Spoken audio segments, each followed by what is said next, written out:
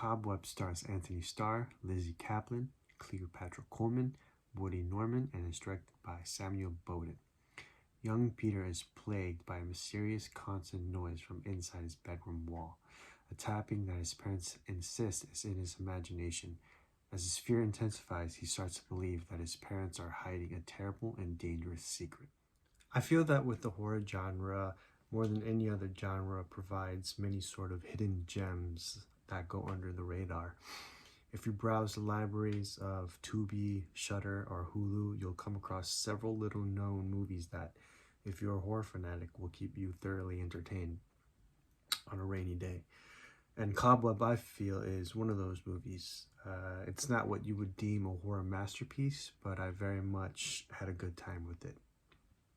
What really stood out to me with this movie was the atmosphere and the suspense building, using great cinematography accompanied by great sound design with superb performances from Anthony Starr and Lizzie Kaplan.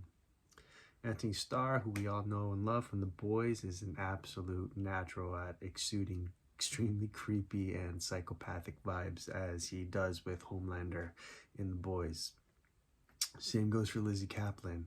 I remember seeing her way back when in an episode of Smallville as Lana Lang's stalker.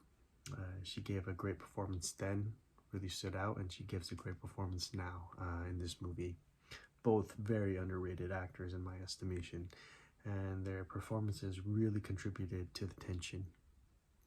The first two acts of the film are extremely suspenseful as the story keeps you guessing, trying to unravel the mystery. It's very engaging, well-paced, and really kept me engrossed. It's the third act for me where the movie, I wouldn't say falls apart, but it sort of drops off. The payoff isn't quite as strong as I would have liked it to be. The reveal is really cool in that there's quite a bit of violence and gore that takes place when shit hits the fan. And if you're a fan of that, as I am, I think you'll be thoroughly entertained. But it's also a little bit silly at the same time. There's a part where the kid gets out of a certain situation a certain way that looked a bit comical, and I couldn't help but laugh. And they also opted to go the CGI route for the look of certain scenes, which detracted from the fear factor, in my opinion. I just despise when they use CGI, especially for horror movies. With sci-fi and fantasy movies, I can understand because the scale and the scope of the movie is so big and it's so grand and epic that there's really no other option but to use CGI.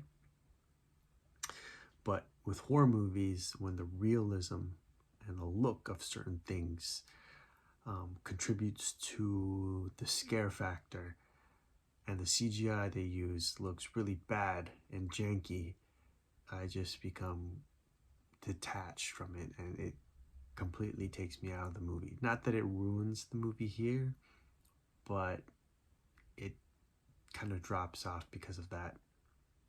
Overall, it's an enjoyable, creepy movie shrouded in mystery that keeps you in suspense with standout performances.